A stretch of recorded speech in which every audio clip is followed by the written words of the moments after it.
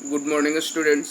आज हम चैप्टर 6 का लाइफ प्रोसेस में जो है रिस्पिरेशन टॉपिक्स पे डिस्कशन करेंगे। Only respiration. ओके, तो चलते हैं आज के वीडियो को स्टार्ट करते हैं।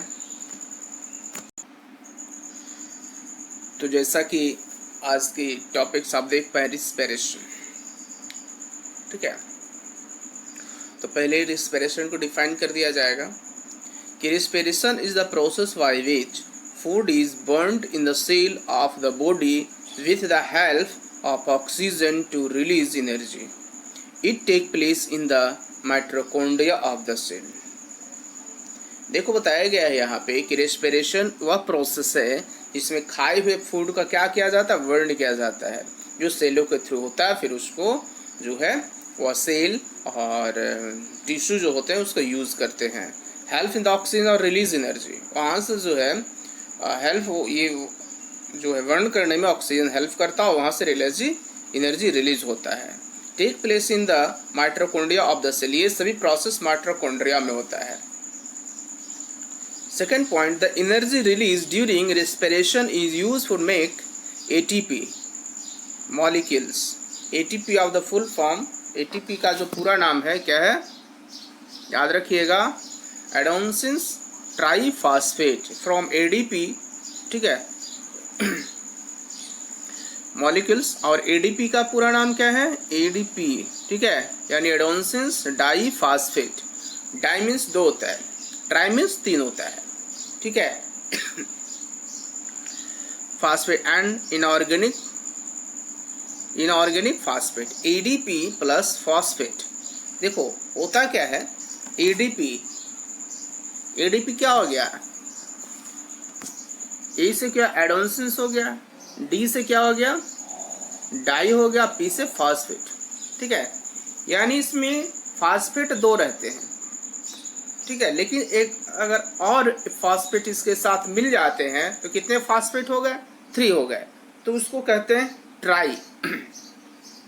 तो एनर्जी उसमें रिलीज होती है, एनर्जी जब उसको मिलती है तो एटीपी में कन्वर्ट हो जाता है। ADP plus phosphate is equal to होता है ATP. Okay, from respiration duration. Energy is a store in the cells in the form of ATP molecules. When the cells and energy ATP is break down in the presence of water to from ATP and energy is released.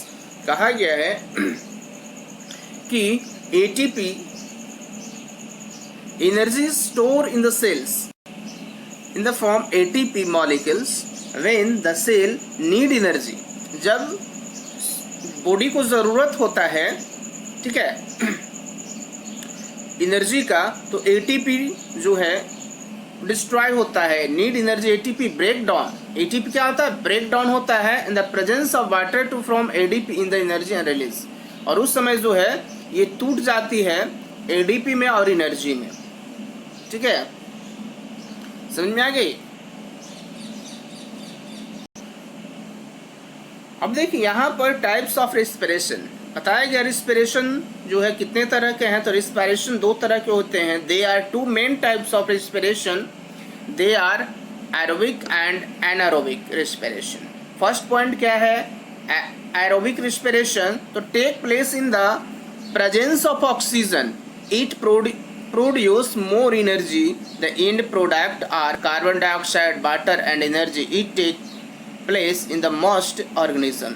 कहा गया है कि take place in the presence of, जो oxygen के presence में हो उसी को एरोबिक रिस्पिरेशन कहा गया है। इट प्रोड्यूस मोर एनर्जी, और इसमें जो है बहुत ज़्यादा हैवी फॉर्म में क्या रिलीज होती है, एनर्जी रिलीज होती है। ठीक है, the end produce products are carbon dioxide. Products यहाँ क्या होती है, carbon dioxide, water and energy. Take place in the most organisms. Next जो यहाँ पर है, ठीक है, in aerobic respiration glucose is convert into pyruvate.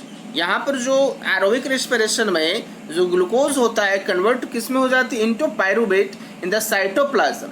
Pyruvate cytoplasm में होती है।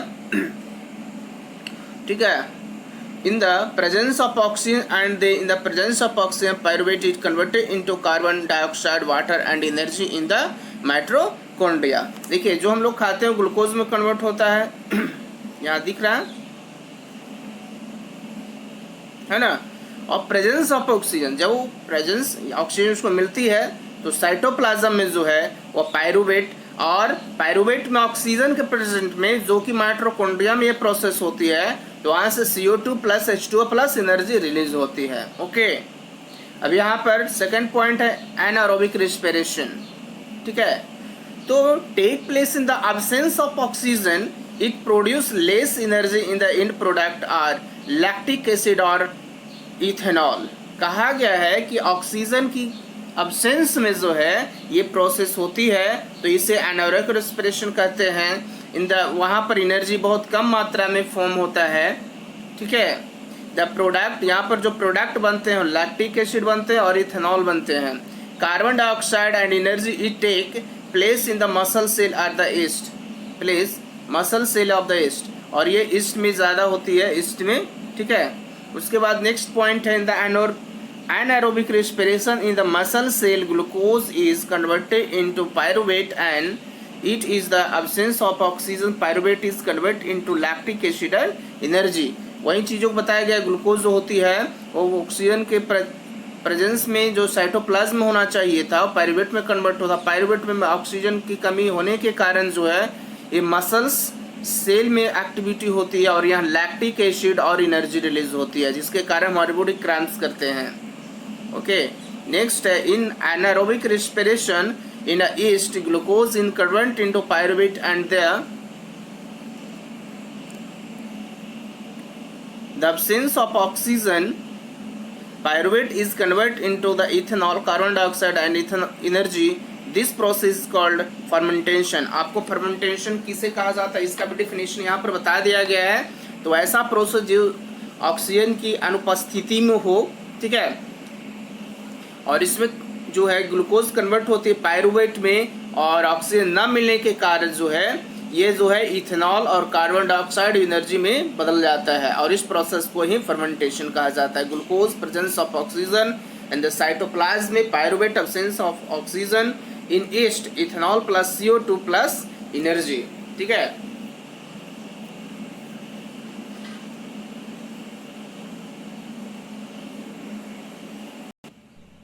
यहाँ पर देख रहे हैं ग्लाइकोसिस है।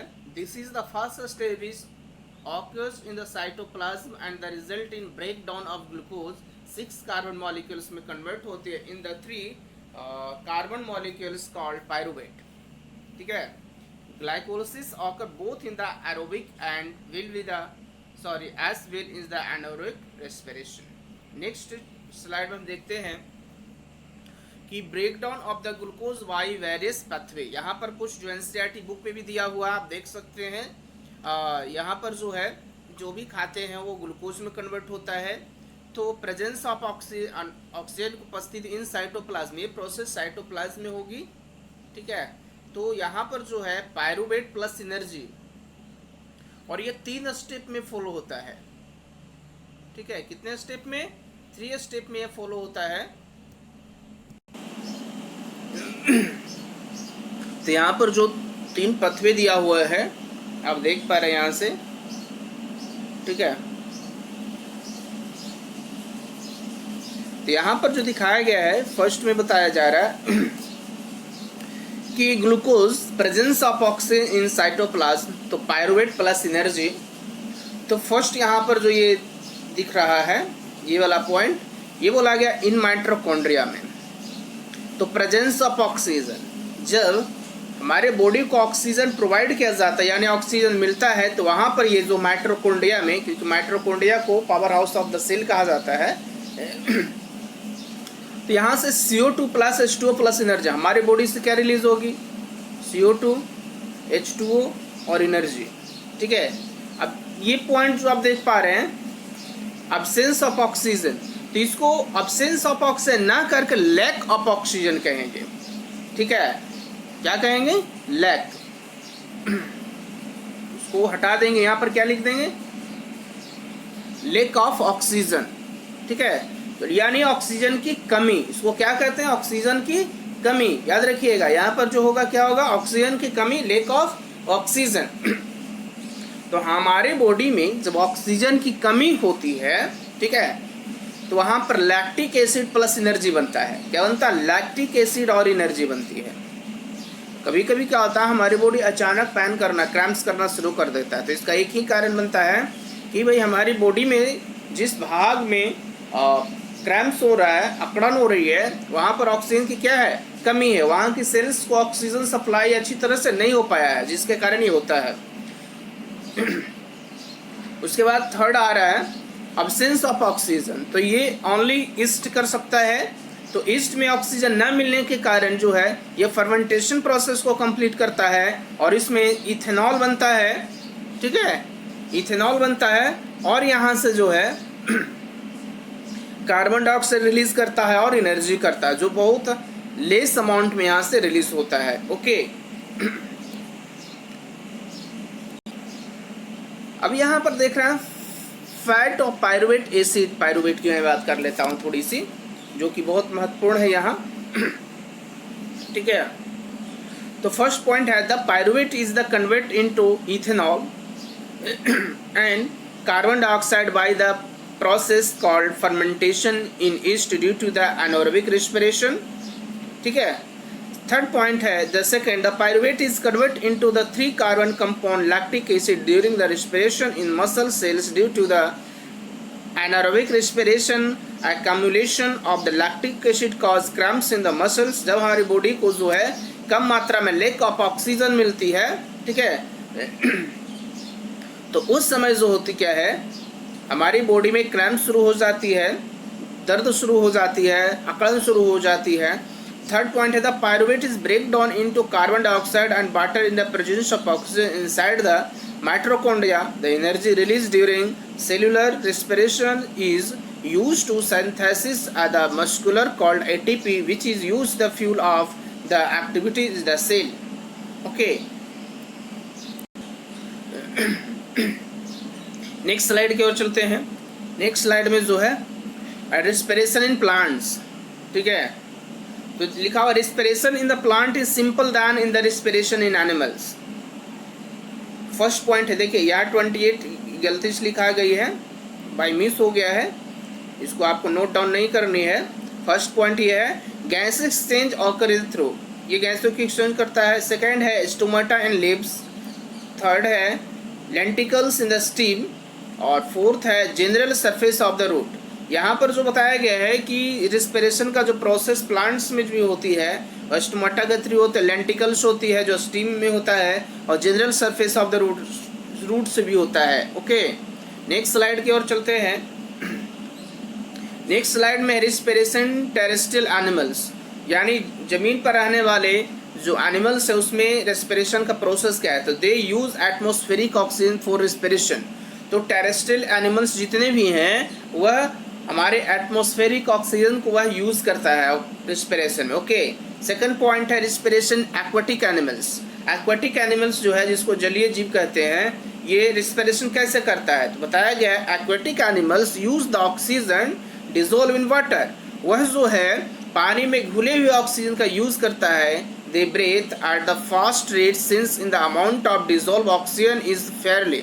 कहा गया है कि इसका ब्रीथिंग रेट जो होती है वो टेरेस्ट्रियल एनिमल के अकॉर्डिंग ज़्यादा तेज़ होती है। आप देखते होंगे मछली है तो मछली बहुत जल्दी जल्दी अपने क्या करता है, गलफड़ा को फुलाता रहता है, मुंह को खोलता रहता है, गलफड़ा खोलता रहता है। मतलब उसको ऑक्सीजन की बहुत क्या होती है, टेरेस्ट्रियल एनिमल्स के अकॉर्डिंग बहुत ज़्यादा ज़रूरत होती है, क्योंकि उसको ऑक्सीजन कम मिलता है, ठीक है। Look compare to in the amount of oxygen in the air. Fish take water from mouth and send into the gills where the dissolved oxygen in the take up to blood, ठीक है। वहाँ से gills का काम क्या है, तो gills का काम है कि जो वाटर में घुले हुए ऑक्सीजन है उसको ऑब्जर्व करना और उसे ब्लड में जाके मिलाना, ठीक है, जिसमें उसका जो है प्रोसेस रेस्पिरेशन का प्रोसेस चलता रहे। ओके, नेक्स्ट स्लाइड में देख लेते हैं। नेक्स्ट स्लाइड हमारा ब्लैंक है, सॉरी यहाँ पर मिस हो गया है।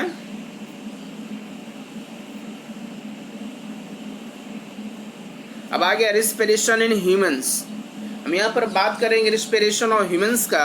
तो the main organ of the respiratory system are nostrils. देखिए हमारे बॉडी का जो है रिस्पिरेटरी जो सिस्टम है क्या क्या है, नॉस्ट्रल्स है, नसल कैविटी है, फायरेक्सी है, लैरिक्सी है, ट्रैकिया है, ब्रोंकी है, ब्रोंक्यूल्स है, लंग्स है और डायफ्राम है। तो ये सब जितने यहाँ पर शो किए जा रहे हैं ये क्या है, रिस्पिरेटरी क्या है, ऑर्गन्स है। आप यहाँ पर देख रहे हैं नसल कैविटी, ओरल कैविटी, एपिग्लोटिस है ना, उसके बाद क्या है, फायरेक्सी है, लैरिक्सी है, ट्रैकिया है, उसके बाद क्या है, टर्मिनल ब्रोंक्यूल्स है, उसके बाद क्या है, कार्टिलेज है ना, लेफ्ट लंग है, ऑप्टिक्यू फीजर है, डायफ्राम है, राइट ब्रोंक्यूल्स है, राइट लंग्स है, अल्वेओली है और ये डायफ्राम है। ओके, तो इस तरह से कुछ पार्ट्स दिए हुए हैं, ये एग्जाम में पूछे जाते हैं कि लेबलेट ऑफ द डायग्राम और रेस्पिरेटरी ऑर्गन्स। ठीक है, तो आपको यहाँ पर जो ये डायग्राम को बनानी है और यहाँ पर जितना नेम दिए हुए हैं वह उसको इंडिकेट भी करना होता है। ठीक है, तो चलते हैं हम इसका डिस्कशन कर। तो जैसा कि आप देख पा रहे हैं यहाँ, air enter through in the nostrils. Air कहाँ इंटर करता है, हमारे नॉस्ट्रल्स में यानी नाक में इंटर करता है। The hairs and the muscles mucus trap in the dust particles. हमारी नाक में जो है हेयर होते हैं और म्यूकस होते हैं। हेयर यानी हमारी नाक जो होती है, नाक के अंदर हेयर भी होते हैं और म्यूकस जो चिपचिपा लिक्विड होता है। ठीक है, ट्रैप इन द डस्ट, वो क्या करता है, डस्ट को ट्रैप करता है, पकड़ने का काम करता है। It then passes through the pharynx, larynx, trachea, bronchi and enters in the lungs. ये कहता है कि जो है फायरेक्सी, लैरिक्सी, ट्रैकिया से होते हुए, ब्रोंक्यूल से होते हुए वह किस में लंग इंटर करता है, लंग्स में करता है। The trachea has rings of cartilage. हमारी जो ये ट्रैकिया जो होती है, जो यहाँ पर ये ट्रैकिया को जो दिखाया गया है, ये वाला पार्ट्स है, चलिए दिखा देते, ये पार्ट्स है, ये ट्रैकिया है। तो ट्रैकिया जो है वो कार्टिलेज की बनी हुई है, मतलब कौन सा, सॉफ्ट बोन्स है। ठीक है, the bronchiole divided into smaller tube called bronchioles. कहता है कि आगे चलकर ये जो है लंग्स में जो है ब्रोंक्यूल होता है। ठीक है, ब्रोंक्यूल्स जो होती है ये डिवाइड, ब्रोंकी जो है डिवाइड हो जाती है ब्रोंक्यूल्स में। ये देखिए, ये ब्रोंकी था, ये डिवाइड हो गया ब्रोंक्यूल्स में, जिसका ये इसका काम होता है कि heavy amount trapping of the oxygen, ज़्यादा से ज़्यादा ऑक्सीजन को क्या करता है, ट्रैप करने का काम करता है। ठीक है, पकड़ने का काम करता है, क्योंकि इसका ऐसा सरफेस बनाया गया है जो बॉलन की तरह होती है। ठीक है, which end in the tiny ear say is called alveoli. The alveoli is the supplied with blood vessel through which exchange of gases take place. The alveoli help in the increase in the surface area of exchange of gases. इसका क्या alveoli का काम क्या होता है कि वह increase surface area को क्या करता है, बढ़ाता है, जिसके कारण ज़्यादा से ज़्यादा गैसेस को क्या कर सके, ट्रैप कर सके। ठीक है, नेक्स्ट स्लाइड में हम देखते हैं हमारे पास यह मैकेनिज्म ऑफ ब्रीदिंग का दिया हुआ है कि कैसे एक मशीन की तरह काम करता है हमारे डायफ्राम। तो जैसा बताया गया, when we breathe in air the muscles of the diaphragm contract and moves downward in the chest cavity, expand and air enters into the lungs. Second point, when we breathe out air, the muscles of the diaphragm relax and move upward in the chest cavity, contract and air goes out to the lungs. कैसे जो है हमारे, ठीक है, lungs फूलते पचकते हैं, तो हमारे जो चेस्ट कैविटी है ये भी क्या होता है, थोड़ा ऊपर नीचे होता है। ठीक है, जैसा देखिए फिगर में दिखाया गया है, फर्स्ट फिगर है एक ह्यूमंस का, सेकंड है जब जो है ये ऑक्सीजन को ठीक है छोड़ रहा है, ब्रीदिंग में द चेस्ट एक्सपेंड जब कर रहा है। ठीक है, सॉरी, इसमें चेस्ट एक्सपेंड कर रहा है, तो देखिए रिब्स क्या हो रहा है, रिब्स फैल जा रहा है। यहाँ पर रिब्स की देखिए दूरी क्या हो रही है, फैल जा रही है, क्योंकि ऑक्सीजन को ले रहा है, ट्रैप कर रहा है ऑक्सीजन को। तो डायफ्राम ऊपर की ओर, तो देखिए डायफ्राम कॉन्ट्रैक्ट हो रहा है यहाँ, ओके। लेकिन जब ये ब्रीदिंग छोड़ रहा, आउट कर रहा है, ये इन कर रहा था ना, ये क्या कर रहा है, इन कर रहा है, ठीक है। और जब आउट कर रहा है ये, तो आउट कर रहा है तो लंग्स क्या हो रहा है, वो आपस में सिकुड़ रहे हैं और डायफ्राम रिलैक्स में आ रहा है। देखिए यहाँ पर क्या हो रहा है, रिलैक्स हो रहा है। तो इसको समझने के लिए ये प्रोसेस को समझा विशेष होगा। अच्छा, यहाँ पर देखिए क्या किया गया है, जब एक जार लिया गया है और जार में इस तरह से फिट किया गया है, 2 बैलून्स हैं, उसको जब नीचे की ओर खींचा जा रहा है तो इसमें एयर क्या हो गया, भर गया है ना। और जब छोड़ा गया तो ये देखिए इस पोजीशन में आ गया। तो इस तरह से ये इसको क्या कहेंगे हम, कॉन्ट्रैक्ट और रिलैक्सेशन इस तरह से कर सकते हैं, ठीक है। नेक्स्ट जो पॉइंट्स है हमारे पास, रिसाइडियल वॉल्यूम, रिसाइडियल वॉल्यूम। तो it is the volume of air left behind in the lungs even after forceful breathing out of air. This helps to provide sufficient time to oxygen to be absorbed and for the carbon dioxide be released. Second point है respiratory pigment. The respiratory pigment called hemoglobin in the human beings is present in the red blood corpuscles. कहा गया हमारे body का जो है respiratory system में जो है, जो हीमोग्लोबिन होता है एक पिगमेंट का काम करता है जो ज़्यादा से ज़्यादा ऑक्सीजन को क्या कर सके, ट्रैप कर सके। Haemoglobin has the very high affinity of oxygen. ये ऑक्सीजन को ज़्यादा से ज़्यादा मात्रा में क्या कर सकता है, ऑब्जर्व कर सकता है। इसीलिए इसे कहा गया है आपका रेड पिगमेंट, ठीक है, जो ऑक्सीजन को ज़्यादा मात्रा में क्या कर सके, ट्रैप कर। तो इस तरह से जो है आज जो है रिस्पिरेशन पॉइंट्स जो है, रिस्पिरेशन टॉपिक्स जो है ये आज ख़त्म होती है। नेक्स्ट टॉपिक हम जो है वो ट्रांसपोर्टेशन पे डिस्कशन करेंगे। तो आज के लिए बस इतना ही। Thank you.